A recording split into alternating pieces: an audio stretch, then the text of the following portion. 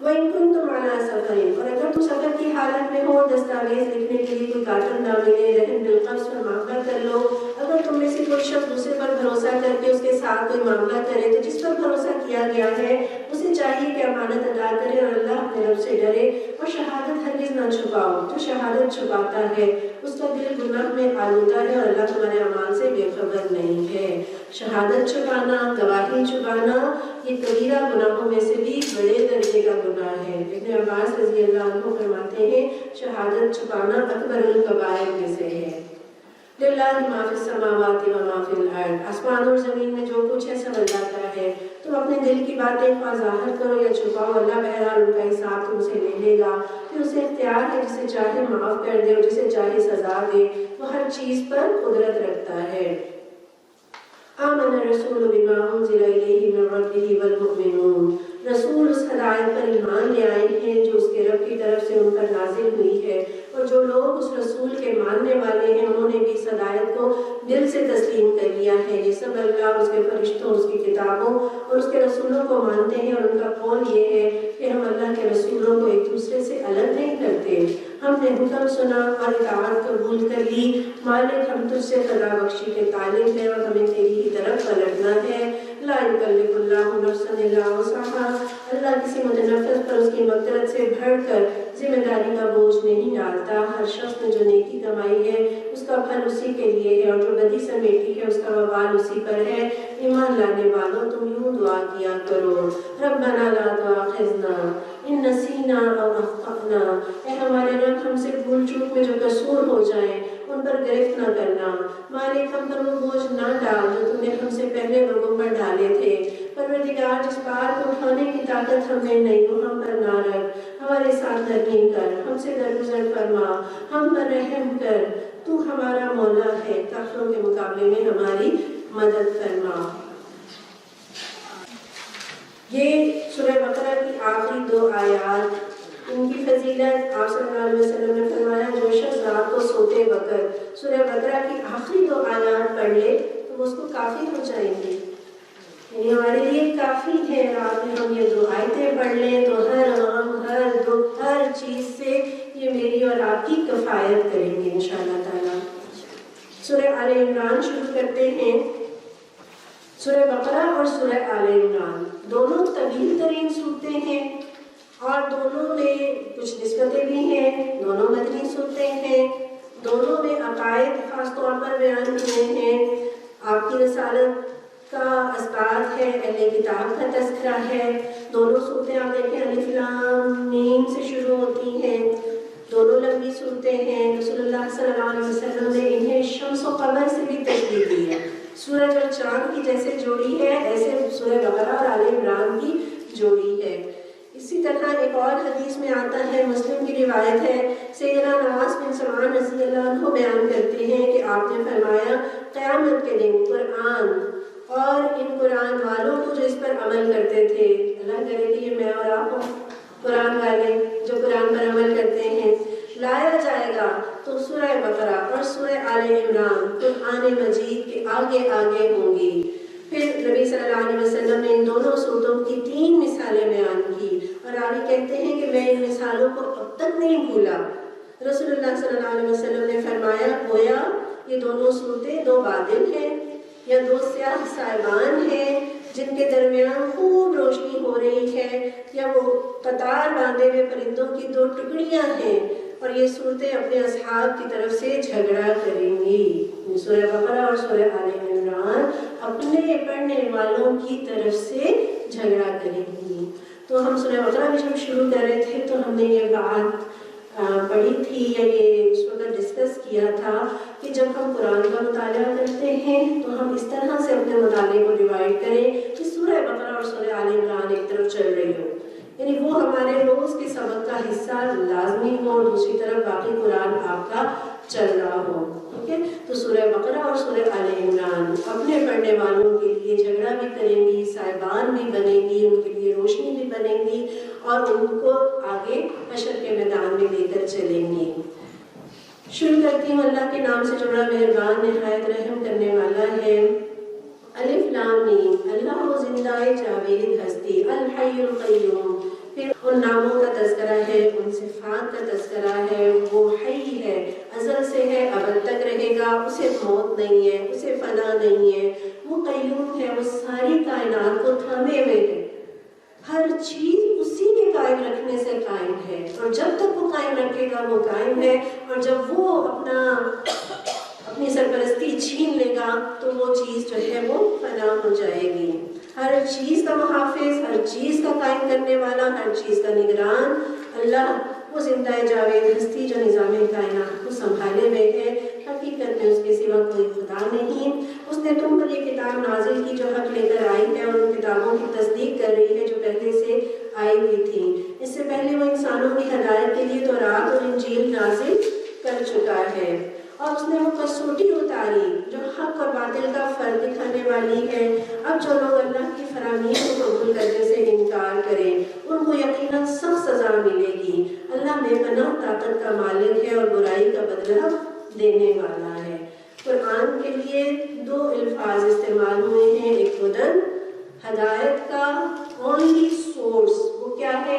قرآن. قرآن کو چھوڑ کر ٹھوکریں ہی کھائیں گے، ہدایت نہیں ملے گی. ہدایت صرف اور صرف قرآن کے ساتھ وابستہ ہے. اور دوسری چیز کیا ہے؟ قرآن کسوٹی، کیا صحیح ہے کیا غلط ہے، کوئی کنفیوژن ہے قرآن دور کرتا ہے اور قرآن بتاتا ہے کہ صحیح کیا ہے اور غلط کیا ہے. زمین اور آسمان کی کوئی چیز اللہ سے پوشیدہ نہیں ہے، کوئی چیز چھپی ہوئی نہیں ہے. ہر چیز اللہ کے سامنے عیاں ہے، ظاہر ہے. تو جب ہر چیز اللہ کے سامنے عیاں ہے، اس کا مطلب ہے کہ میرا کوئی بھی معاملہ اللہ سے چھپا ہوا نہیں ہے. میری کوئی نیت، میرا کوئی غرض، میرا کوئی عمل، میری کوئی محنت اللہ سے پوشیدہ نہیں ہے. وہی تو ہے جو تمہاری ماؤں کے پیٹ میں تمہاری صورتیں جیسی چاہتا ہے بناتا ہے. 3 تاریخ پردوں میں کس طرح سے وہ اس بچے کی پرورش کرتا ہے، اس کی ناک، اس کا کان، اس کے دل، اس کا جگر، اس کے پھیپھڑے، اس کے ہاتھ، اس کے پاؤں، اس تاریخ پردے کے اندر کس طرح وہ رب بناتا ہے. وہ یقیناً خلاق ہے، ماہر خلاق ہے. تو یہ صورتیں کس نے بنائی ہیں؟ اللہ نے بنائی ہیں. اس کا مطلب ہے ہمیں اور آپ کو یہ تبصرہ کرنے کا اور اعتراض کرنے کا کوئی حق حاصل نہیں ہے کہ فلاں کی شکل ایسی اور فلاں کی شکل ایسی ہے. اللہ نے بنائی ہے تو خوبصورت بنائی ہے، بہترین بنائی ہے. الحمدللہ. اسی زبردست حکمت والے کے سوا کوئی اور خدا نہیں ہے. وہی خدا ہے جس نے یہ کتاب تم پر نازل کی ہے. اس کتاب میں 2 طرح کی آیات ہیں، ایک محکمات جو کتاب کی اصل بنیاد ہے، اور دوسری کون سی ہے؟ متشابہات. تو محکم آیت کسے کہتے ہیں؟ محکم کہتے ہیں پختہ چیز کو، پکی چیز کو، مضبوط چیز کو. یعنی آیات محکمات سے مراد وہ آیتیں ہیں جس کی زبان بالکل صاف ہے، جس کا مفہوم متعین کرنے میں آپ کو کوئی شبہ نہیں، واضح حکم ہے، کلیئر ہے، پتہ چل رہا ہے. اور یہ آیتیں کتاب کی اصل بنیاد ہے. اور یہ کیا ہوں گی محکمات؟ جو جہاں آپ کہہ لیجئے حلال ہے، حرام ہے، جہاں پر آپ کہہ لیجئے احکام ہے، مسائل ہیں، فرائض ہیں، عقائد ہیں، عبادات ہیں، یہ سب کیا ہے؟ یہ کتاب کی محکمات آیات ہیں. اور متشابہات کسے کہتے ہیں؟ متشابہات جن کا آپ کہہ لیجئے جنہیں آپ دیکھ نہیں سکتے، چھو نہیں سکتے، آپ محسوسات کی دنیا سے وہ ماورا چیزیں ہیں جن کا آپ صرف ایک تصور کر سکتے ہیں، ان کی حقیقت سے آپ واقف نہیں ہو سکتے ایکچولی جب تک کہ اللہ تعالیٰ اس حقیقت کو نہ کھولے. جنت ہے، دوزخ ہے، فرشتے ہیں، ٹھیک ہے نا. اور جیسے بھی ہم حروف مقطعات سے شروع ہوئی، متشابہات ہے نا. اور اسی طرح عرش ہے، قیامت ہے، حشر کا دن ہے، یہ سب آیات متشابہات ہے. اللہ کی کرسی ہے، یہ بھی آیات متشابہات میں سے ہے. اللہ تعالیٰ کیا بتا رہے ہیں کہ جو اصل ہے اس کو فوکس کرنا ہے، اس پر عمل کرنا ہے، اسے توجہ دینی ہے. اور جو متشابہات ہے اس پر ایمان رکھنا ہے، ان کے معنوں میں نہیں پڑنا کہ ہمیں یہ جب تک نظر نہ آ جائے، ہم جب تک ان کو دیکھ نہ لیں ہم نہیں مانیں گے، ایسا نہیں ہے. اور اللہ تعالیٰ فرماتے ہیں جن کے دلوں میں ٹیڑھ ہے وہ فتنے کی تلاش میں ہمیشہ متشابہات ہی کے پیچھے پڑے رہتے ہیں. اور ان کو معنی پہنانے کی کوشش کیا کرتے ہیں، حالانکہ ان کا حقیقی مفہوم اللہ کے سوا کوئی نہیں جانتا، بخلاف اس کے جو لوگ علم میں پختہ کار ہے وہ کہتے ہیں ہمارا ان پر ایمان ہے. That's it. اللہ نے فرمایا ہم تسلیم کرتے ہیں یہ سب ہمارے ربی کی طرف سے ہے، اور سچ یہ ہے کہ کسی چیز سے صحیح صبر صرف دانش مند لوگ ہی حاصل کرتے ہیں. اور وہ اللہ سے دعا کرتے رہتے ہیں. کون سی دعا یہاں پر آ گئی کہ ربنا لا تزغ قلوبنا بعد إذ هديتنا وهب لنا من لدنك رحمة إنك أنت الوهاب. پروردگار جب تو نے ہمیں سیدھے رستے پر لگا دیا تو پھر کہیں ہمارے دلوں کو کجی میں مبتلا نہ کر دیجیے. کہیں ایسا نہ ہو کہ ہدایت کے بعد پھر یہ دل گمراہی کی طرف مائل ہو جائے، گمراہی کی طرف پلٹ جائے. توبہ کر لی اللہ، تجھے راضی کرنے کی کوشش کی، اور ایسا نہ ہو پھر گناہ اور پھر نفس کی ترغیبات میں کہیں شیطان کے چنگل میں پھر نہ پھنس جائیں. تو آپ کو معلوم ہے کہ بہت امیر ہونا اور پھر امیری کے بعد اگر وہ کنگلا ہو جائے تو ایک تو وہ ہے نا جو شروع سے غریب چلا آ رہا ہے اسے شاید اتنا فرق نہیں پڑتا، لیکن جو امیری کے بعد غریبی میں آ جائے اس کو بہت تکلیف ہوتی ہے. تو سوچیں ہدایت کے بعد گمراہی، بلندی سے گرنا، یہ انسان کو بہت تکلیف دیتا ہے، پاش پاش کر دیتا ہے. اللہ ہدایت کے بعد ہمارے دلوں کو کجی میں مبتلا نہ کرنا. رسول اللہ صلی اللہ علیہ وسلم اکثر یہ دعا کیا کرتے تھے، یا مقلب القلوب ثبت قلبی علی دینے، اے دلوں کو جمانے والے ہمارے دلوں کو اپنے دین پر جما دے. یا مصرف القلوب صرف قلبی علی طاعتک، اے دلوں کے پھیرنے والے ہمارے دلوں کو اپنی اطاعت کی طرف پھیر دیجئے. تو دل کا صحیح ہونا بہت ضروری ہے. کوئی برتن ٹیڑھا ہو، برستی بارش میں اس میں پانی جمع نہیں ہوگا. تو سیدھا ہونا، درست ہونا بہت ضروری ہے ہدایت کے لیے اور اپنی اصلاح کے لیے. پروردگار تو یقیناً سب لوگوں کو ایک روز جمع کرنے والا ہے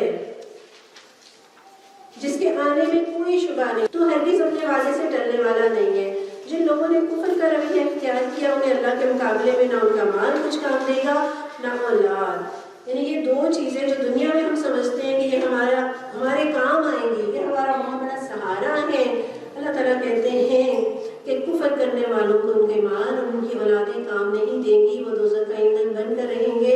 ان کا انجام ایسا ہی ہوگا جیسے فرعون کے ساتھی اور ان سے پہلے کے نافرمانوں کا ہو چکا، جو قارون اور حمان کا ہوا. اتنی بڑی دولتیں اور نمرود کی بادشاہتیں کیسے ضائع ہو گئی اور برباد ہو گئی. انہوں نے آیات الہی کو جھٹلایا. نتیجہ یہ ہوا کہ اللہ نے ان کے گناہوں پر انہیں پکڑ لیا، اور حق یہ ہے کہ اللہ سخت سزا دینے والا ہے.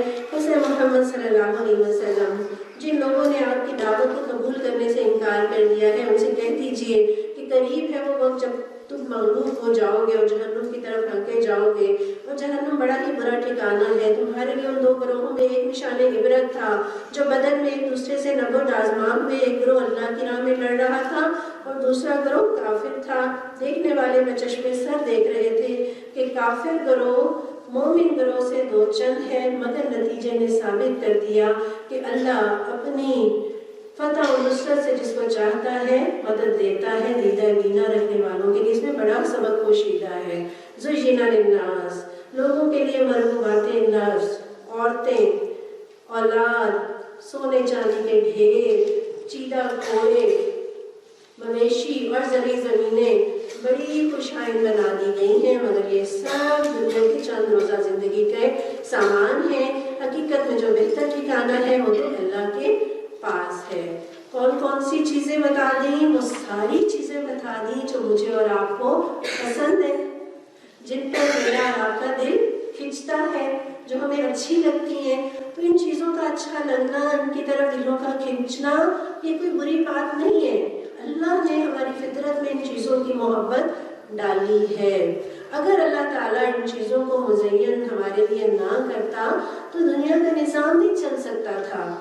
اور یہ چیزیں بری نہیں ہیں، ان سے محبت بھی کرنا برا نہیں ہے، ان کا اچھا لگنا بھی قابل پکڑ نہیں ہے، لیکن قابل مواخذہ بات تب ہوتی ہے جب ان چیزوں کو ہی زندگی کا مقصد بنا لیا جائے.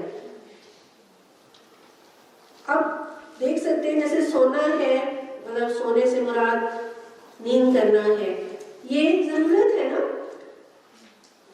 لیکن اگر سارا دن ہی سوتے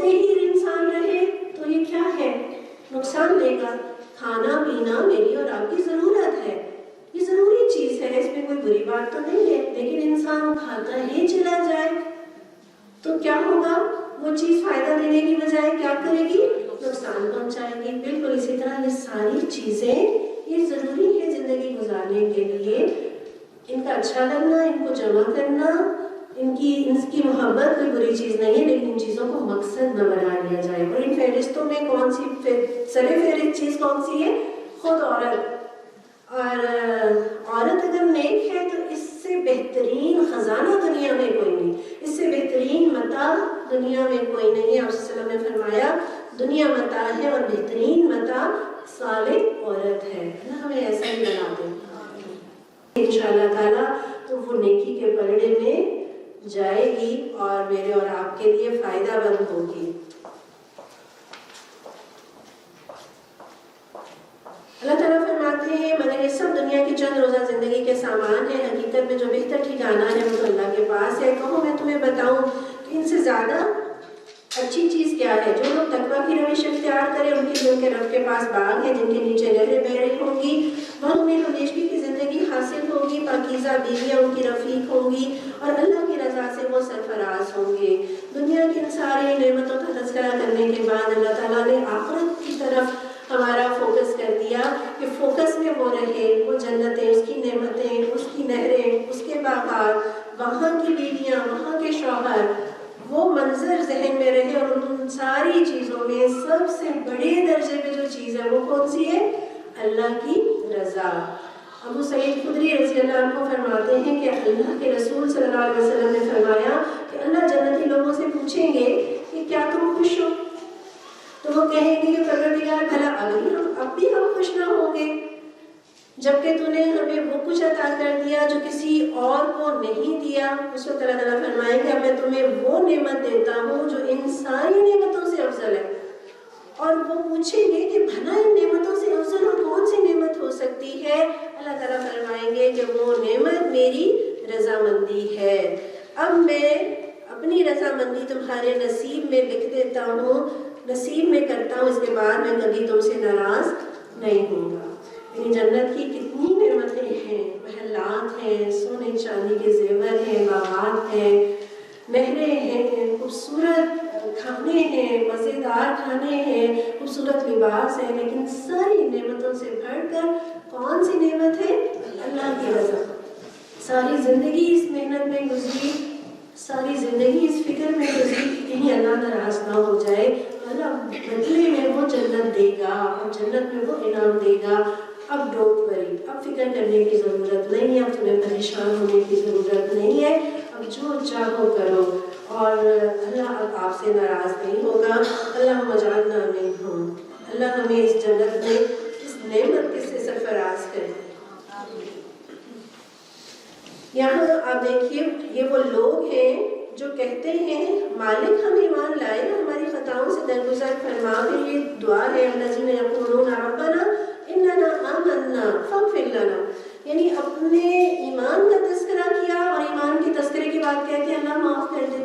یعنی ایمان کے بعد انہوں نے کسی عمل کا تذکرہ نہیں کیا کہ پروردگار ہم نے روزے رکھے، ہم نے عمرے کیے، ہم نے حج کیے، اس لیے ہمیں معاف فرما دے. بس اپنے ایمان کا تذکرہ کیا، اے اللہ ہم تجھ پر ایمان رکھتے ہیں لہٰذا ہمیں معاف کر دے. یعنی مومن یہ سمجھتا ہے کہ اس کے پاس کوئی ایسا عمل نہیں ہے جو اس لائق ہو کہ وہ رب کی بارگاہ میں پیش کر کے کہے کہ میں نے یہ کیا ہے، مجھے اس کا صلہ عطا فرما دے. یہ عاجزی اللہ تعالیٰ سکھا رہے ہیں. یہ وہ لوگ ہیں جو کہتے ہیں مالک ہم ایمان لائے، ہماری خطاؤں سے درگزر فرما اور ہمیں آتش دوزخ سے بچا لے. یہ لوگ صبر کرنے والے ہیں. صبر کرنے سے مراد کیا ہے؟ مصیبتوں کے صبر کی بات نہیں ہو رہی ہے، بلکہ یہ وہ صبر ہے، یعنی یہ مستقل مزاج ہیں، یہ نیکیوں پر ڈٹ جانے والے ہیں، جھک جانے والے ہیں. یہ ایسا نہیں ہے کہ کبھی خوشیاں آتی ہیں تو ایمان سے پھسل جاتے ہیں، کبھی کوئی غم آتا ہے تو لڑک جاتے ہیں، کوئی نعمت چھن جائے تو شکوہ کرنے لگتے ہیں. تو اللہ تعالیٰ مجھے اور آپ کو کون سی صفت ہمارے اندر دیکھنا چاہتے ہیں کہ سردی، گرمی، غمی، خوشی، بیماری میں، خوشحالی میں، ہر طرح کے حالات میں نیکی پر جمے رہنے والے، اللہ پر بھروسہ کرنے والے، ڈٹے رہنے والے لوگ اللہ کو پسند ہیں، راز باز ہیں، فرما بردار ہیں، فیاض ہیں، اللہ کے راستے میں خرچ کرتے ہیں، قانتین ہیں، ہر گھڑی تیار کامران ہیں. ہم بس اللہ کا حکم آنے کی دیر گھڑیوں میں اللہ سے مغفرت کی دعائیں مانگا کرتے ہیں. یعنی اتنی محنتیں کرنے کے بعد، اتنی استقامت کے بعد بھی وہ بھول نہیں جاتے، بلکہ وہ اللہ سے بخشش کے طلبگار رہتے ہیں. اور دعا کیا ہے کہ پروردگار ہماری کوتاہیوں پر پردہ ڈال دے، اللہ ہمیں رسوا نہ کرے، دوبارہ اللہ تعالیٰ ہمیں گناہوں کی زندگی میں مبتلا نہ کرے.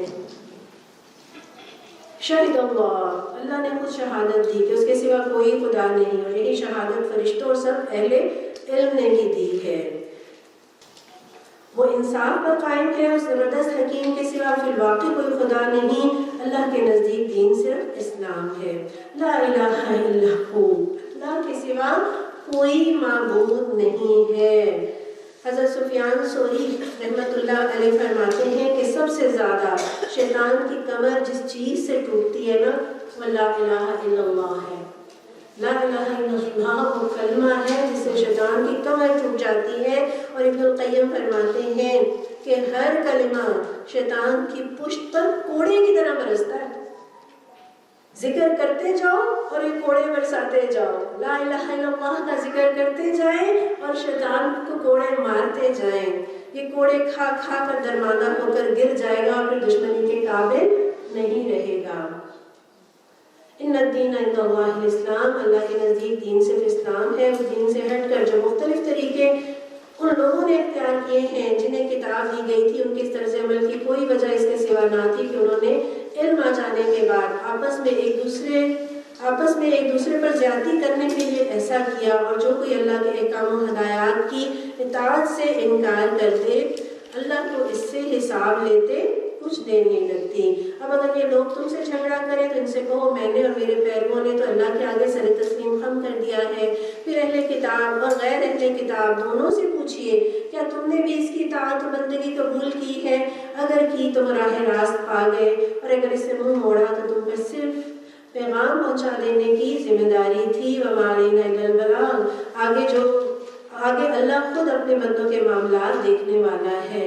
جو لوگ اللہ کے احکام و ہدایات کو ماننے سے انکار کرتے ہیں اور اس کے پیغمبروں کو ناحق قتل کرتے ہیں، اور ایسے لوگوں کی جان کے در پہ ہو جاتے ہیں جو خلق خدا میں عدل و راستی کا حکم دینے کے لیے اٹھیں، ان کو دردناک سزا کی خوشخبری سنا دیجیے. یہ وہ لوگ ہیں جن کے اعمال دنیا اور آخرت دونوں میں ضائع ہو گئے. حبطت اعمالہم فی الدنیا والآخرہ. حبوط کہتے ہیں کسی جانور کا پھول جانا، اور مالک سمجھے کہ ہمارا جو یہ جانور ہے یہ موٹا تازہ ہو گیا اور بڑا صحت مند ہو گیا ہے، بڑا قیمتی ہو گیا ہے، لیکن دراصل وہ کسی بیماری کی وجہ سے پھول گیا ہو اور وہ بیماری سے ہلاکت میں مبتلا کر دے، تو حبطت اعمالہم فی الدنیا والآخرہ. ان کے اعمال دنیا اور آخرت دونوں میں ضائع ہو گئے. ان کی ساری محنتیں، ساری کوششیں برباد ہو گئی اور ان کا مددگار کوئی نہیں. تم نے دیکھا نہیں جن لوگوں کو کتاب کے علم میں سے کچھ حصہ ملا، ان کا حال کیا ہے؟ انہیں جب کتاب الہی کی طرف بلایا جاتا ہے تاکہ وہ ان کے درمیان فیصلہ کرے تو ان میں سے ایک فریق اس سے پہلو تہی کرتا ہے اور اس فیصلے کی طرف آگے سے منہ پھیر جاتا ہے.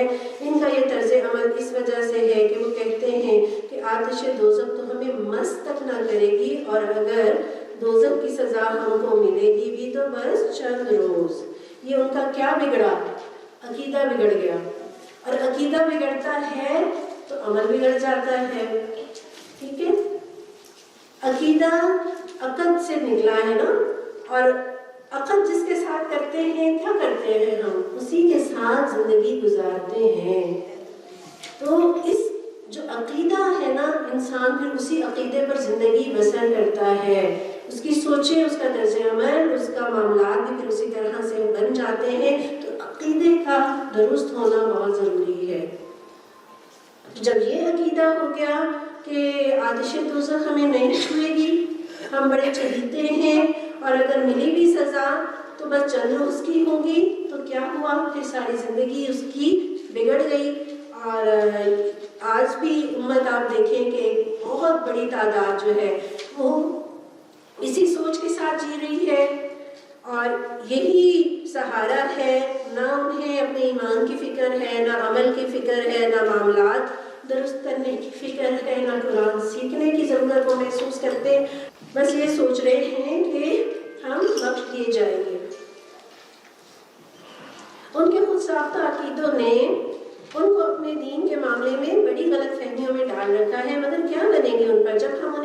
جمع کریں گے جس کا آنا یقینی ہے. اس روز ہر شخص کو اس کی کمائی کا بدلہ پورا پورا دے دیا جائے گا اور کسی پر ذرا بھی ظلم نہیں ہوگا.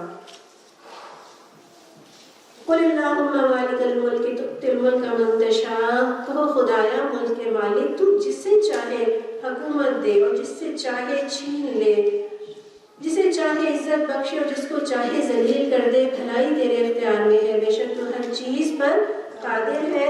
رات کو دن پر ہوتا ہوا لے آتا ہے اور دن کو رات میں، جاندار میں سے بے جان کو نکالتا ہے اور بے جان میں سے جاندار کو، جسے چاہتا ہے بے حساب رزق دیتا ہے.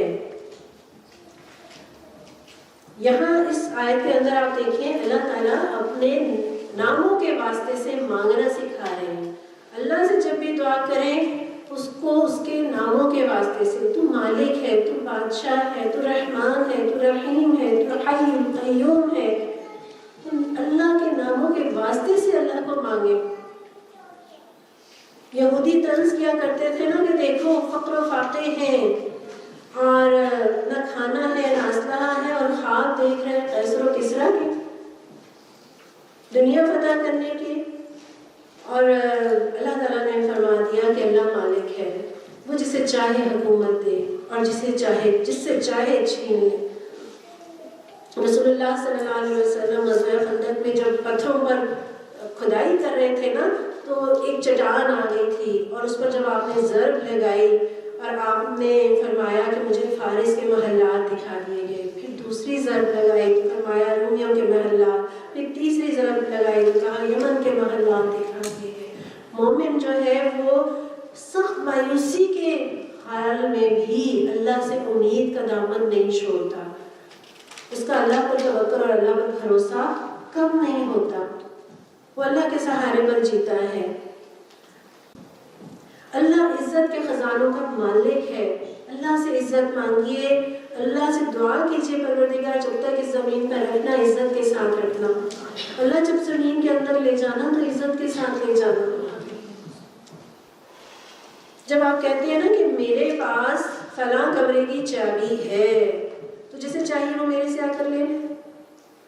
اللہ تعالیٰ کہہ رہے ہیں کہ یہ سارے خزانے میرے پاس ہیں. کسی کو عزت چاہیے، کسی کو ہدایت چاہیے، کسی کو کوئی خیر چاہیے، کوئی نعمت چاہیے، کوئی بھلائی چاہیے، کسی نقصان سے وہ بچنا چاہتا ہے، کس کے پاس جائیں؟ اللہ کے پاس جائیں. جاندار میں سے بے جان کو نکلنے کی کون سی مثالیں ہیں؟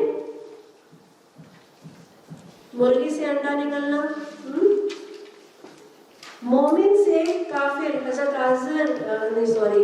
آزر کا بیٹا حضرت ابراہیم. یہ کس چیز کی مثال ہے؟ یہ بے جان سے جاندار کی مثال ہے. بے جان سے جاندار کی مثال بیج سے پودا نکلنا بھی ہے، نطفے سے انسان بننا بھی ہے، انڈے سے پرندہ بننا بھی ہے، جاہل کی اولاد عالم، بد کی اولاد نیک. اللہ بے جان سے جاندار کو پیدا کرنے پر قدرت رکھتا ہے. مومنین اہل ایمان کو چھوڑ کر کافروں کو اپنا رفیق اور دوست ہرگز نہ بنائیں. کہا لا یتخذ المؤمنون الکافرین اولیاء. اتخاذ کہتے ہیں کسی چیز سے وہ کام لینا جس کے لیے وہ بنی ہی نہ ہو. کافر دوستی کے لیے نہیں بنے ہیں. جو اللہ کے دین کے دشمن ہیں وہ دوستی کے قابل ہی نہیں ہیں. تو ایسے لوگوں کو دوست نہ بناؤ. اور دوستی ہوتی ہے جس کے ساتھ آپ کی سوچیں ملتی ہیں، نظریات ملتے ہیں، جس کے ساتھ انڈرسٹینڈنگ ہوتی ہے، طبیعتیں ملتی ہیں، بعض اوقات حالات ملتے ہیں. تو کافروں کے ساتھ کون سی چیز میچ کرتی ہے؟ نہ سوچ، نہ نظریہ، نہ طبیعتیں، نہ چاہتے، نہ ٹارگٹ، نہ مقصد. کوئی چیز تو ان کے ساتھ میچ نہیں کرتا. تو کیسے ان کے ساتھ دوستی ہو سکتی ہے؟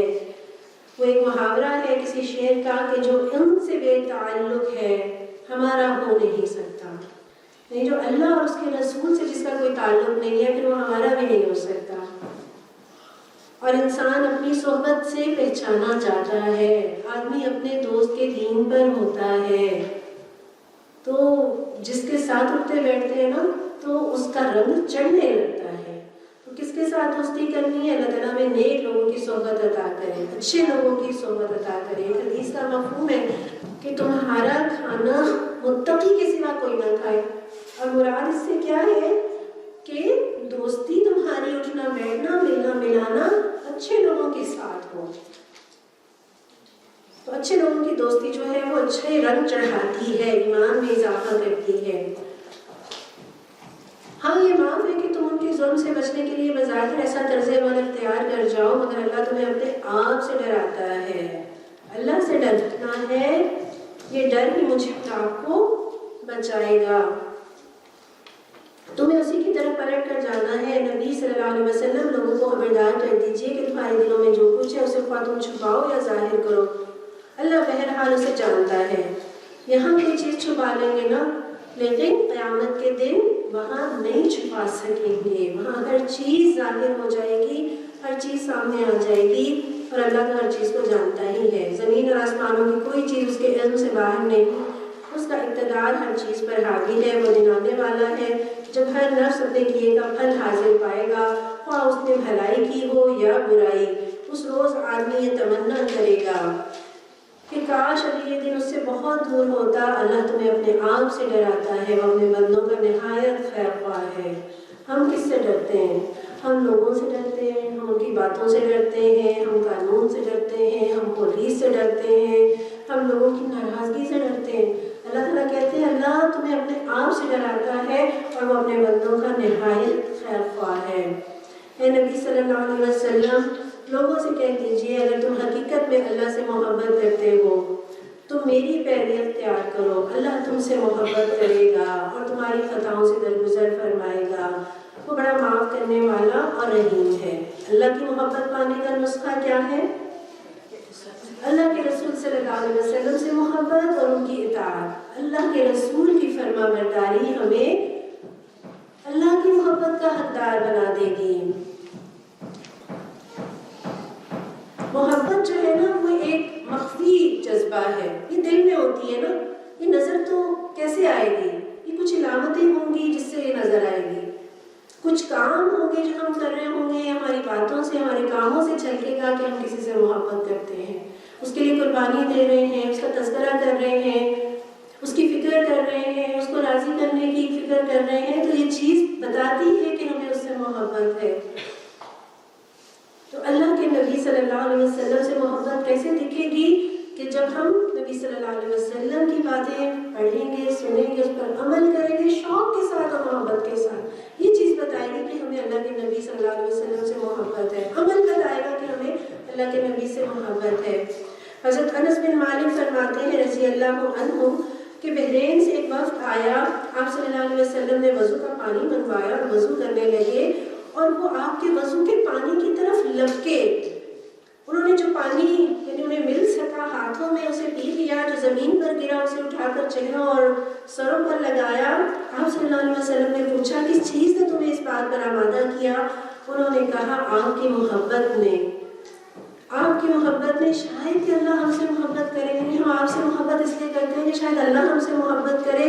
تو آپ نے فرمایا اگر تم پسند کرتے ہو کہ اللہ تم سے محبت کرے تو 3 خوبیوں پر ہمیشگی اختیار کر لو. اور وہ 3 خوبیاں کیا ہیں؟ سچی بات، امانت کی ادائیگی، اور اچھا پڑوس. یعنی پڑوسی کو تکلیف دینا دنیا میں آپ کہہ لیجیے نیکیوں کو اس طرح مٹا دیتا ہے جیسے سورج برف کی اس کو حدت کو مٹا دیتی ہے. سورج برف کو پگھلا دیتا ہے نا، اس طرح سے پڑوسی کو تکلیف دینا نیکیوں کو مٹا دیتا ہے.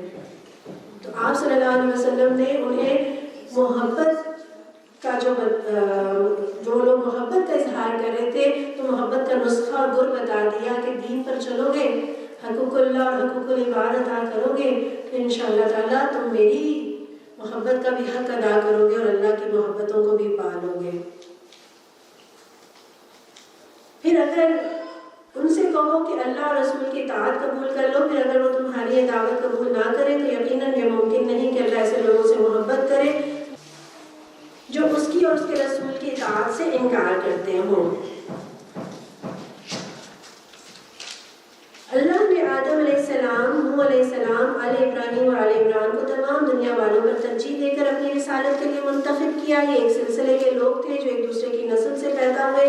اللہ سب کچھ سنتا اور جانتا ہے۔ وہ اس وقت سن رہا تھا جب عمران کی عورت کہہ رہی تھی کہ میرے پروردگار، میں اس بچے کو جو میرے پیٹ میں ہے تیری نظر کرتی ہوں اور وہ تیرے ہی کام کے لیے وقف ہوگا۔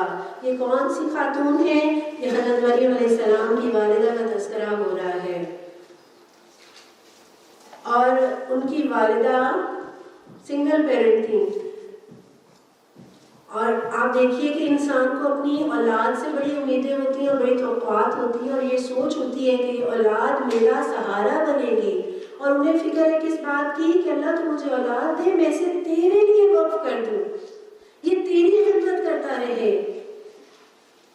کیسی نظر مانی، کیسی محبت ہے اللہ سے کہ اللہ چاہتے ہیں کہ اللہ اولاد دے اور وہ اللہ کے دین کے لیے وقف ہو۔ اور وہ اولاد جو طویل عرصے کے بعد ہو رہی تھی، وہ اولاد جو یعنی ایسے صورت میں بیوگی کی صورت میں اللہ تعالیٰ انہیں عطا کر رہے تھے، اپنی فکر کی بجائے کس بات کی فکر ہے کہ اولاد کا مستقبل بھی سنور جائے، اور یہ کہ اللہ راضی ہو جائے اور اللہ کے دین کا کام جو ہے وہ ہوتا رہے۔ ہم میں سے کتنے ہیں جو اولاد کو دین کی خدمت کے لیے وقف کرتے ہیں؟ ہم میں سے کتنے ہیں جو اپنے آپ کو، اپنے اوقات کو دین کے لیے وقف کرتے ہیں؟ ہم میں سے کتنے ہیں جو بچوں کو ان کاموں پر لے کر آنے کی کوشش کرتے ہیں جو دین کی خدمت کے ہوں؟ اللہ ہمیں بھی ایسے ارادے باندھنے کی توفیق دے دے۔ امام بخاری رحمۃ اللہ علیہ کی والدہ، انہوں نے بھی پیدائش سے پہلے نظر مانی تھی کہ اللہ مجھے بیٹا دے گا، مجھے اولاد دے گا، اور میں اسے اللہ کے راستے میں وقف کروں گی۔ اور جب وہ پیدا ہوئے تو نابینا تھے، اور تڑپ کر دعا مانگی کہ میں نے تو اللہ تیرے دین کے لیے بچہ مانگا تھا، اولاد مانگی تھی، تو یہ تو نابینا۔ اور ایک رات اسی طرح تڑپ کر رو رو کر دعائیں کرتی رہی، اور صبح اٹھی تو وہ ان کی بینائی آ چکی تھی، وہ بینا تھے۔ اور پھر اللہ تعالیٰ نے ان سے کیسے کام لیا؟ یہ ماؤں کے ارادے، یہ ماؤں کی نیتیں ہیں، یہ ماؤں کا اخلاص ہے، یہ ماؤں کی دین سے محبت ہے۔ اللہ تعالیٰ پھر صالح اولاد کی شکل میں یہ انعام عطا کرتے ہیں۔ اللہ ہماری اولادوں کو بھی ہماری آخرت کا توشہ بنا دے۔ فرماتی ہے میری اس پیشکش کو قبول فرما، تو سننے والا اور جاننے والا ہے۔ پھر جب وہ بچی اس کے ہاں پیدا ہوئی تو اس نے کہا مالک میرے ہاں تو لڑکی پیدا ہو گئی، نہیں سوچا تھا بیٹا ہوگا، دین کے لیے وقف کروں گی، یہ تو بیٹی پیدا ہو گئی۔ حالانکہ جو کچھ اس نے جنا تھا اللہ کو اس کی خبر تھی، اللہ کو تو پتا تھا نا کہ وہ بیٹی ہے۔ اور لڑکا لڑکی کی طرح نہیں ہوتا، لڑکا لڑکی کی طرح نہیں ہوتا سے مراد یہ کہ لڑکی جو کام کر سکتی ہے وہ لڑکا الٹا بھی لٹک جائے نا وہ نہیں کر سکتا۔ یعنی لڑکی کی فضیلت یہاں پر اس کی تکریم اللہ تعالیٰ بتا رہے ہیں کہ وہ جو کام کر سکتی ہے، وہ جو نسلوں کو پروان چڑھا سکتی ہے، وہ جو اس معاملے میں دین کی خدمت میں اپنا رول پلے کر سکتی ہے، وہ بہت قیمتی ہے، وہ بہت قیمتی ہے۔ خیر میں نے اس کا نام مریم رکھ دیا، اور میں اسے اور اس کی آئندہ نسل کو شیطان مردود کے فتنے سے تیری پناہ میں دیتی ہوں۔ اس دعا کو بھی نشان زدہ کر لیجئے کہ وَإِنِّي أُعِيذُهَا بِكَ وَذُرِّيَّتَهَا مِنَ الشَّيْطَانِ الرَّجِيمِ، کہ پیدائش کے وقت، ولادت کے وقت یہ دعا کرنا کہ پروردگار میں اسے اور اس کی نسل کو شیطان مردود کے فتنے سے تیری پناہ میں دیتی ہوں۔ آخرکار اس کے رب نے اس لڑکی کو بخوشی قبول فرما لیا اور اسے بڑی اچھی لڑکی بنا کر اٹھایا اور زکریا کو اس کا سرپرست بنا دیا۔ زکریا علیہ السلام جب کبھی ان کے پاس محراب میں جاتے تو ان کے پاس کچھ نہ کچھ کھانے پینے کا سامان پاتے۔ وجد عندها رزقا، یا رزقا سے مراد یہ بھی ہو سکتا ہے کہ پھل ہوتے ہوں، کھانا ہوتا ہو، اور رزق سے مراد صرف پھل نہیں ہوتا، صرف کھانا نہیں ہوتا، وہ ان کی عبادت، ان کی اطاعت، ان کا اخلاق، ان کا کردار، یہ چیزیں بھی اللہ کی طرف سے رزق ہے نا۔ دین کا علم، دین کا فہم، رب کو راضی کرنے کی فکر اور اس کی توفیق کا مل جانا، یہ بھی رزق ہے۔ تو وہ جب یہ سارا رزق ان کے پاس دیکھتے کہ کیسا علم ہے، حکمت ہے، سمجھداری ہے، کیسی نیکیوں کی توفیق اللہ تعالیٰ اس کو دے رہے ہیں، کتنی پرہیزگاری ہے، اور یہ بھی ممکن ہے کہ انواع اقسام کے کھانے وہاں پر اللہ ان کی ضیافت کرتے ہوں۔ پوچھتے مریم کہ تیرے پاس کہاں دیتا ہے۔ یہ حال دیکھ کر زکریا نے اپنے رب کو پکارا، پروردگار اپنی قدرت سے مجھے نیک اولاد عطا کر، تو ہی دعا سننے والا ہے۔ تو یہاں اولاد کے لیے بھی دعا کا وظیفہ آ گیا کہ ربی ہب لی من لدنک ذریۃ طیبۃ انک سمیع الدعاء۔ اللہ ہمیں نیک اولاد عطا فرما، اللہ جو دے اولاد ہے انہیں صالح اولاد عطا فرما، اللہ جو اولاد والے ان کی اولادوں کو نیک بنا دے، بے شک تو ہی دعاؤں کا سننے والا ہے۔ تو آپ دیکھیے کہ وہ دیکھ رہے ہیں کہ حضرت مریم بہت متقی ہیں، پرہیزگار ہیں، عبادت گزار ہیں، بڑی اللہ والی ہیں، اللہ تعالیٰ انہیں بے موسمی پھل کھلا رہے ہیں۔ تو ہمارے جیسا کوئی ہوتا تو ہم اس سے کہتے کہ میرے لیے بھی دعا کرنا، لیکن حضرت زکریا خود دعا کر رہے ہیں کہ وہ رب جو ان کو نواز سکتا ہے وہ مجھے بھی نواز سکتا ہے، جو انہیں بے موسمی پھل کھلا سکتا ہے وہ مجھے بھی بڑھاپے میں اولاد دے سکتا ہے۔ تو جب کسی کے پاس کوئی نعمت دیکھے تو حسد کرنے کی بجائے اللہ سے مانگے، اللہ مجھے بھی عطا فرما دے۔ یہ بھی اور یہ کہ اللہ کے ساتھ اپنا تعلق استوار کرے، اللہ سے خود مانگیے۔ اور نیک اولاد کی دعا کرنا یہ انبیاء کی سنت ہے، یہ کوئی دنیا داری والی بات نہیں ہے، یہ انبیاء کی سنت ہے۔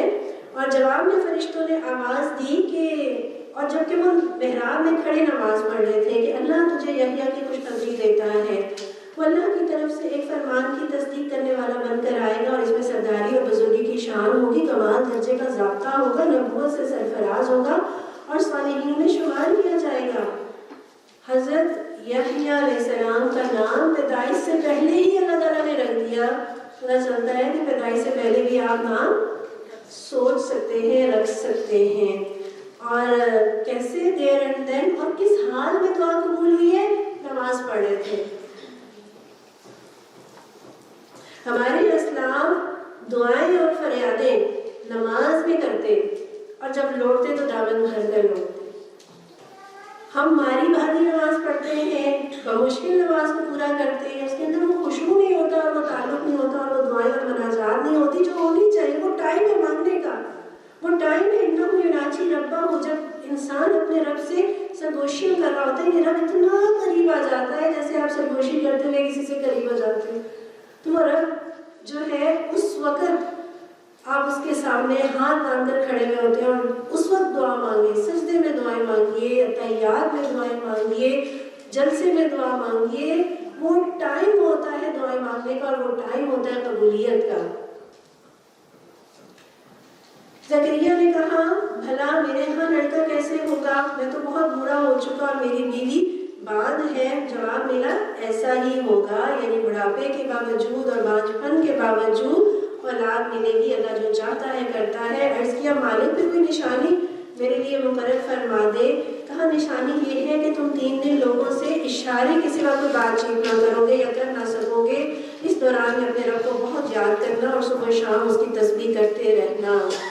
پھر وہ وقت آیا جب مریم سے فرشتوں نے آ کر کہا اے مریم اللہ نے تجھے برگزیدہ کیا اور پاکیزگی عطا کی، اور تمام دنیا کی عورتوں پر تجھے ترجیح دے کر اپنی خدمت کے لیے چن لیا۔ اے مریم اپنے رب کی تابع فرمان بن کر رہے، اس کے آگے سر بسجود ہو، جو بندے اس کے حضور جھکنے والے ہیں ان کے ساتھ تو بھی جھک جا۔ اے محمد صلی اللہ علیہ وسلم یہ غیب کی خبریں ہیں جو ہم آپ کو وحی کے ذریعے سے بتا رہے ہیں، ورنہ آپ اس وقت وہاں موجود نہ تھے جب ہیکل کے خادم یہ فیصلہ کرنے کے لیے کہ مریم کا سرپرست کون ہو اپنے قلم پھینک رہے تھے، اور نہ تم اس وقت حاضر تھے جب ان کے درمیان جھگڑا برپا تھا۔ جھگڑا کیا تھا کہ ہر کوئی یہ چاہتا تھا کہ ان کی کفالت میں کروں، یعنی ایک نیکی کا کام ہے، ہم لوگ تو پیچھے ہٹتے ہیں نا کہ اچھا مجھے نہ کرنا پڑے، اور وہ لوگ کیا کر رہے ہیں، وہ ان کو قرآن اندازی کرنی پڑ رہی ہے اس کام کے لیے کہ کون اس کا سرپرست بنے۔ اور جب فرشتوں نے کہا اے مریم اللہ تجھے اپنے فرمان کی خوشخبری دیتا ہے، اس کا نام مسیح عیسیٰ ابن مریم ہوگا، دنیا اور آخرت میں معزز ہوگا، اللہ کے مقرب بندوں میں شمار کیا جائے گا، اللہ سے گہوارے میں بھی کلام کرے گا، اور بڑی عمر کو پہنچ کر بھی۔ بڑی عمر کو پہنچ کر سے مراد کیا ہے کہ جب دوبارہ دنیا میں آئیں گے اور پھر کلام کریں گے، تو یہ ایک معجزہ ہے اللہ تعالیٰ نے جو حضرت عیسیٰ کو عطا کیا، وہ ایک مرد صالح ہوگا۔ یہ سن کر مریم بولی کہ پروردگار میرے ہاں بچہ کہاں سے ہوگا، مجھے تو کسی شخص نے ہاتھ تک نہیں لگایا۔ جواب ملا ایسا ہی ہوگا، اللہ جو چاہتا ہے پیدا کرتا ہے۔ جب وہ کسی کام کے کرنے کا فیصلہ فرماتا ہے تو بس کہتا ہے کہ ہو جا، اور وہ ہو جاتی ہے۔ فرشتوں نے پھر اپنے سلسلہ کلام میں کہا اور اللہ اسے کتاب اور حکمت کی تعلیم دے گا، تورات اور انجیل کا علم سکھائے گا اور بنی اسرائیل کی طرف اپنا رسول مقرر کرے گا۔ اور جب وہ بحیثیت رسول بنی اسرائیل کے پاس آیا تو اس نے کہا میں تمہارے رب کی طرف سے تمہارے پاس نشانی لے کر آیا ہوں، میں تمہارے سامنے مٹی سے پرندے کی صورت کا ایک مجسمہ بناتا ہوں، اس میں پھونک مارتا ہوں، اللہ کے حکم سے پرندہ بن جاتا ہے، میں اللہ کے حکم سے مادرزاد اندھے اور کوڑی کو اچھا کرتا ہوں، مردے کو زندہ کرتا ہوں، میں تمہیں بتاتا ہوں تم کیا کھاتے ہو اور کیا اپنے گھروں میں ذخیرہ کر کے رکھتے ہو، اس میں تمہارے لیے کافی نشانی ہے اگر تم ایمان لانے والے ہو۔ میں اس تعلیم و ہدایت کی تصدیق کرنے والا بن کر آیا ہوں جو تورات میں اس وقت میرے زمانے میں موجود ہے، اور اس لیے آیا ہوں کہ تمہارے لیے بعض ان چیزوں کو حلال کر دوں جو تم پر حرام کر دی گئی ہیں۔ دیکھو میں تمہارے رب کی طرف سے تمہارے پاس نشانی لے کر آیا ہوں، لہٰذا اللہ سے ڈرو اور میری اطاعت کرو، اللہ میرا رب بھی ہے اور تمہارا رب بھی، لہٰذا تم اسی کی بندگی اختیار کرو، یہی سیدھا راستہ ہے۔ جب عیسیٰ علیہ السلام نے محسوس کیا کہ بنی اسرائیل کفر و انکار پر آمادہ ہیں تو اس نے کہا کون اللہ کی راہ میں میرا مددگار ہوتا ہے؟ حواریوں نے جواب دیا ہم ہیں اللہ کے مددگار، ہم اللہ پر ایمان لائے، گواہ رہو کہ ہم مسلم ہیں، مالک جو فرمان تو نے نازل کیا ہم نے اسے مان لیا اور رسول کی پیروی قبول کر لی، فاکتبنا مع الشاہدین، ہمارا نام گواہی دینے والوں میں لکھ لے۔ پھر بنی اسرائیل مسیح کے خلاف خفیہ تدبیریں کرنے لگے، جواب میں اللہ نے بھی اپنی خفیہ تدبیر کی، اور ایسی تدبیروں میں اللہ سب سے بڑھ کر ہے۔ وہ اللہ کی خفیہ تدبیر ہی تھی جب اس نے کہا اے عیسیٰ اب میں تجھے واپس لے لوں گا اور تجھے اپنی طرف اٹھا لوں گا، اور جنہوں نے تیرا انکار کیا ان سے، یعنی ان کی معیت سے، ان کے گندے ماحول میں ان کے ساتھ رہنے سے تجھے پاک کر دوں گا، اور تیری پیروی کرنے والوں کو قیامت تک ان لوگوں پر بالادست رکھوں گا جنہوں نے تیرا انکار کیا ہے۔ پھر تم سب کو آخرکار میرے پاس آنا ہے، اس وقت میں ان باتوں کا فیصلہ کر دوں گا جن میں تمہارے درمیان اختلاف ہوا، جن لوگوں نے کفر و انکار کی روش اختیار کی انہیں دنیا اور آخرت دونوں میں سخت سزا دوں گا، اور وہ کوئی مددگار نہ پائیں گے، اور جنہوں نے ایمان اور نیک عملی کا رویہ اختیار کیا انہیں ان کے اجر پورے دے دیے جائیں گے، اور خوب جان لو کہ ظالموں سے اللہ ہرگز محبت نہیں کرتا۔ یہ آیات اور حکمت سے لبریز تذکرے ہیں جو ہم آپ کو سنا رہے ہیں۔ اللہ کے نزدیک عیسیٰ علیہ السلام کی مثال آدم کی سی ہے کہ اللہ نے انہیں مٹی سے پیدا کیا اور حکم دیا کہ ہو جا، اور وہ ہو گیا۔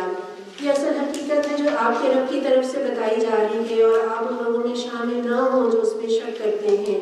یہ علم آ جانے کے بعد اب جو کوئی اس معاملے میں آپ سے جھگڑا کرے تو اے محمد صلی اللہ علیہ وسلم ان سے کہیے کہ آؤ ہم اور تم خود بھی آ جائیں اور اپنے اپنے بال بچوں کو بھی لے آئیں، اور خدا سے دعا کریں کہ جو جھوٹا ہو اس پر خدا کی لعنت ہو۔ یہ بالکل صحیح واقعات ہیں، حقیقت یہ ہے کہ اللہ کے سوا کوئی خدا نہیں، وہ اللہ کی ہستی ہے جس کی طاقت سب سے بالا، جس کی حکمت نظام عالم میں کار فرما ہے۔ بس اگر یہ لوگ اس شرط پر مقابلے میں آنے سے منہ موڑیں تو ان کا مفسد ہونا صاف کھل جائے گا، اور اللہ تو مفسدوں کے حال سے واقف ہی ہے۔ کہیے اے اہل کتاب آؤ ایک ایسی بات کی طرف جو ہمارے اور تمہارے درمیان یکساں ہے، اور یہ کہ ہم اللہ کے سوا کسی کی بندگی نہ کریں گے، اس کے ساتھ کسی کو شریک نہ ٹھہرائیں گے، اور ہم میں سے کوئی اللہ کے سوا کسی کو اپنا رب نہ بنا لے۔ اس دعوت کو قبول کرنے سے اگر وہ منہ موڑے تو صاف کہہ دیجئے کہ گواہ رہو ہم تو مسلم ہیں۔ اے اہل کتاب تم ابراہیم کے بارے میں ہم سے کیوں جھگڑا کرتے ہو؟ تورات اور انجیل تو ابراہیم کے بعد ہی نازل ہوئی ہیں، پھر کیا تم اتنی بات نہیں سمجھتے؟ تم لوگ جن چیزوں کا علم رکھتے ہو ان میں تو خوب بحثیں کر چکے، اب ان معاملات میں کیوں بحث کرنے چلے ہو جن کا علم تمہارے پاس نہیں؟ اللہ جانتا ہے تم نہیں جانتے۔ ابراہیم علیہ السلام نہ یہودی تھے نہ عیسائی، بلکہ وہ تو ایک مسلم یکسو تھے، اور وہ ہرگز مشرکوں میں سے نہ تھے۔ ابراہیم علیہ السلام سے نسبت رکھنے کا سب سے زیادہ حق اگر کسی کو پہنچتا ہے تو ان لوگوں کو پہنچتا ہے جنہوں نے ان کی پیروی کی، اور اب یہ نبی اور ان کے ماننے والے اس نسبت کے زیادہ حقدار ہیں۔ اللہ صرف انہی کا حامی و مددگار ہے جو ایمان رکھتے ہوں۔ اے ایمان لانے والوں، اہل کتاب میں سے گروہ چاہتا ہے کہ کسی طرح تمہیں راہ راست سے ہٹا دے، حالانکہ در حقیقت وہ اپنے سوا کسی کو گمراہی میں نہیں ڈال رہے مگر انہیں اس کا شعور نہیں۔ اے اہل کتاب کیوں اللہ کی آیات کا انکار کرتے ہو حالانکہ تم خود ان کا مشاہدہ کر رہے ہو؟ اے اہل کتاب کیوں حق کو باطل کا رنگ چڑھا کر مشتبہ بناتے ہو؟ کیوں جانتے بوجھتے حق کو چھپاتے ہو؟ اہل کتاب میں سے ایک گروہ کہتا ہے اس نبی کے ماننے والوں پر جو کچھ نازل ہوا ہے اس پر صبح ایمان لاؤ اور شام کو اس سے انکار کر دو، شاید اس ترکیب سے یہ لوگ اپنے ایمان سے پھر جائیں۔ نیز یہ لوگ آپس میں کہتے ہیں کہ اپنے مذہب والے کے سوا کسی کی بات نہ مانو۔ اے نبی صلی اللہ علیہ وسلم ان سے کہہ دیجئے کہ اصل میں ہدایت تو کس کی ہے؟ اللہ کی ہدایت ہے، اور یہ اسی کی دین ہے کہ کسی کو وہی کچھ دے دیا جائے جو کبھی تم کو دیا گیا تھا، یا یہ کہ دوسروں کو تمہارے رب کے حضور پیش کرنے کے لیے تمہارے خلاف کبھی حجت مل جائے۔ اے نبی صلی اللہ علیہ وسلم ان سے کہیے کہ فضل و شرف اللہ کے اختیار میں ہے، جسے چاہے عطا فرمائے، وہ وسیع النظر ہے، وہ سب کچھ جانتا ہے اور اپنی رحمت کے لیے جس کو چاہتا ہے مخصوص کر لیتا ہے۔ پروردگار تو ہمیں بھی اپنی رحمت کے لیے چن لے، اور اس کا فضل بہت بڑا ہے۔ یہ کتاب میں کوئی تو ایسا ہے اگر تم اس کے اعتماد پر مال و دولت کا ایک ڈھیر بھی دے دو تو وہ تمہارا مال تمہیں ادا کرے گا، اور کسی کا حال یہ ہے کہ اگر تم ایک دینار کے معاملے میں بھی اس پر بھروسہ کرو تو وہ ادا نہ کرے گا، الا یہ کہ تم اس کے سر پر سوار ہو جاؤ۔ ان کی اس اخلاقی حالت کا سبب یہ ہے کہ وہ کہتے ہیں امیوں یعنی غیر یہودی لوگوں کے معاملے میں ہم پر کوئی پکڑ نہیں، اور یہ بات وہ محض جھوٹ گھڑ کر اللہ کی طرف منسوب کرتے ہیں، حالانکہ وہ جانتے ہیں کہ اللہ نے ایسی کوئی بات نہیں فرمائی۔ آخر کیوں ان سے پاس پرس نہ ہوگی؟ جو بھی اپنے عہد کو پورا کرے گا برائی سے بچ کر رہے گا وہ اللہ کا محبوب بنے گا، کیونکہ پرہیزگار لوگ اللہ کو پسند ہیں۔ رہے وہ لوگ جو اللہ کے عہد اور اپنی قسموں کو تھوڑی قیمت پر بیچ ڈالتے ہیں یعنی دنیا کے فائدوں کے لیے، تو ان کے لیے آخرت میں کوئی حصہ نہیں۔ اللہ قیامت کے روز نہ ان سے بات کرے گا، نہ ان کی طرف دیکھے گا، نہ انہیں پاک کرے گا، بلکہ ان کے لیے تو سخت سزا ہے، سخت دردناک سزا ہے۔ ان میں سے کچھ لوگ ایسے ہیں جو کتاب پڑھتے ہوئے اس طرح زبان کا الٹ پھیر کرتے ہیں کہ تم سمجھو جو کچھ وہ پڑھ رہے ہیں وہ کتاب ہی کی عبارت ہے، حالانکہ وہ کتاب کی عبارت نہیں ہوتی۔ وہ کہتے ہیں یہ جو کچھ ہم پڑھ رہے ہیں خدا کی طرف سے ہے، حالانکہ وہ خدا کی طرف سے نہیں ہوتا۔ وہ جان بوجھ کر جھوٹ بات اللہ کی طرف منسوب کرتے ہیں۔ کسی انسان کا یہ کام نہیں کہ اللہ تو اس کو کتاب اور حکم اور نبوت سے نوازے اور وہ لوگوں سے کہے کہ اللہ کی بجائے تو میرے بندے بن جاؤ۔ وہ تو یہی کہے گا کہ سچے ربانی بنو، یعنی اللہ کے ساتھ جڑ جاؤ، اللہ والے بنو، جیسا کہ اس کتاب کی تعلیم کا تقاضا ہے جسے تم پڑھتے اور پڑھاتے ہو۔ وہ تم سے ہرگز یہ نہیں کہے گا کہ فرشتوں کو یا پیغمبروں کو اپنا رب بنا لو۔ کیا یہ ممکن ہے کہ ایک نبی تمہیں کفر کا حکم دے جبکہ تم مسلم ہو؟ یاد کرو کہ اللہ نے پیغمبروں سے عہد لیا تھا، آج ہم نے تمہیں کتاب اور حکمت اور دانش سے نوازا ہے۔ کل اگر کوئی دوسرا رسول تمہارے پاس اسی تعلیم کی تصدیق کرتا ہوا آئے جو پہلے سے تمہارے پاس موجود ہے تو تم کو اس پر ایمان لانا ہوگا، اس کی مدد کرنی ہوگی۔ یہ ارشاد فرما کر اللہ نے پوچھا کیا تم اس کا اقرار کرتے ہو اور اس پر میری طرف سے عہد کی بھاری ذمہ داری اٹھاتے ہو؟ انہوں نے کہا ہاں ہم اقرار کرتے ہیں۔ اللہ نے فرمایا اچھا تو گواہ رہو، میں بھی تمہارے ساتھ گواہ ہوں۔ اس کے بعد جو اپنے عہد سے پھر جائے وہی فاسق ہے۔ اب کیا یہ لوگ اللہ کی اطاعت کا طریقہ یعنی اللہ کا دین چھوڑ کر کوئی اور طریقہ چاہتے ہیں؟ حالانکہ آسمان اور زمین کی ساری چیزیں چاروں ناچار اللہ ہی کی فرما بردار ہیں اور اسی کی طرف سب کو پلٹنا ہے۔ اے نبی صلی اللہ علیہ وسلم کہیے کہ ہم اللہ کو مانتے ہیں، اس تعلیم کو مانتے ہیں جو ہم پر نازل کی گئی ہے، ان تعلیمات کو بھی مانتے ہیں جو ابراہیم، اسماعیل، اسحاق، یعقوب اور اولاد یعقوب علیہ السلام پر نازل ہوئی تھیں، اور ان ہدایات پر بھی ایمان رکھتے ہیں جو موسیٰ اور عیسیٰ علیہ السلام اور دوسرے پیغمبروں کو ان کے رب کی طرف سے دی گئیں۔ ہم ان کے درمیان فرق نہیں کرتے اور ہم اللہ کے تابع فرمان ہیں۔ اس فرما برداری کے سوا جو شخص کوئی اور طریقہ اختیار کرنا چاہے اس سے وہ طریقہ ہرگز قبول نہ کیا جائے گا اور آخرت میں وہ ناکام و نامراد رہے گا۔ کیسے ہو سکتا ہے کہ اللہ ان لوگوں کو ہدایت بخشے جنہوں نے نعمت ایمان پا لینے کے بعد پھر کفر اختیار کیا، حالانکہ وہ خود اس بات کی گواہی دے چکے ہیں کہ یہ رسول حق پر ہے اور ان کے پاس روشن نشانیاں بھی آ چکی ہیں۔ اللہ ظالموں کو تو ہدایت نہیں دیا کرتا۔ ان کے ظلم کا صحیح بدلہ یہی ہے کہ ان پر اللہ، فرشتوں اور تمام انسانوں کی پھٹکار رہے، اسی حالت میں وہ ہمیشہ رہیں، نہ ان کی سزا میں تخفیف ہوگی اور نہ انہیں مہلت دی جائے گی۔ البتہ وہ لوگ بچ جائیں گے جو اس کے بعد توبہ کر کے اپنے طرز عمل کی اصلاح کر لیں۔ اللہ ہمیں بھی توبہ کرنے کی توفیق دے دے، اللہ ہمیں اپنے عملوں کی اصلاح کرنے کی توفیق دے دے۔ اللہ بخشنے والا اور رحم فرمانے والا ہے، مگر جن لوگوں نے ایمان لانے کے بعد کفر اختیار کیا پھر وہ اپنے کفر میں بڑھتے چلے گئے، ان ان کی توبہ قبول نہ ہوگی، ایسے لوگ تو پکے گمراہ ہیں۔ یقین رکھو جن لوگوں نے کفر اختیار کیا اور کفر ہی کی حالت میں جان دی، ان میں سے کوئی اگر اپنے آپ کو سزا سے بچانے کے لیے روئے زمین بھر بھی سونا فدیہ میں دے تو اسے قبول نہیں کیا جائے گا۔ ایسے لوگوں کے لیے دردناک سزا تیار ہے اور وہ اپنا کوئی مددگار نہ پائیں گے۔